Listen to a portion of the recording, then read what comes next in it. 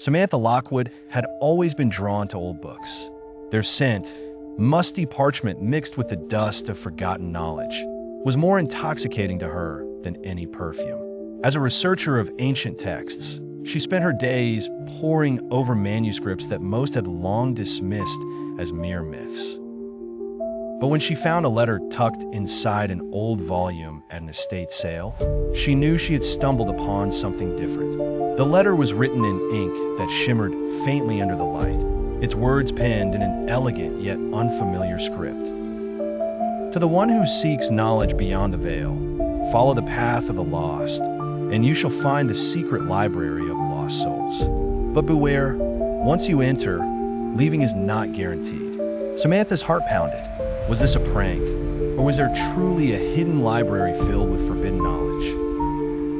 Following the letter's cryptic clue, Samantha traced its origins to an abandoned monastery on the outskirts of town. The building stood against a backdrop of gnarled trees, its stone walls cracked with age.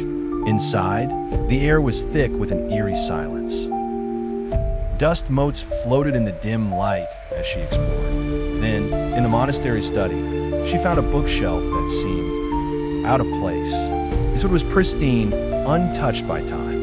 She ran her fingers over the spines of the books, pressing against them experimentally. When she touched a particular tome, the forgotten histories, the entire shelf rumbled. Slowly, it swung open, revealing a spiraling stone staircase leading down into darkness.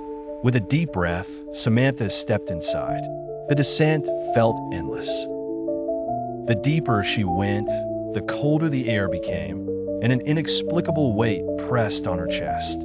At last, she emerged into a vast chamber filled with towering bookshelves that stretched beyond sight. The books were bound in materials she couldn't identify. And then she heard it, a whisper, not one, but thousands, all murmuring at once. It was as if the books themselves were alive, whispering their secrets into the void. She reached out to touch a book titled The Writings of the Unnamed Ones. The moment her fingers brushed the cover, a shudder ran through her body. The voice of the book spoke directly into her mind. "You should not be here." A deep, resonant voice cut through the whispers. "You are trespassing." Samantha whirled to see a figure emerging from the shadows. A tall man draped in robes of shifting darkness. His eyes burned like dying embers. I received a letter," she stammered, holding it up. The Guardian's gaze flickered to the parchment. His expression softened, though only slightly.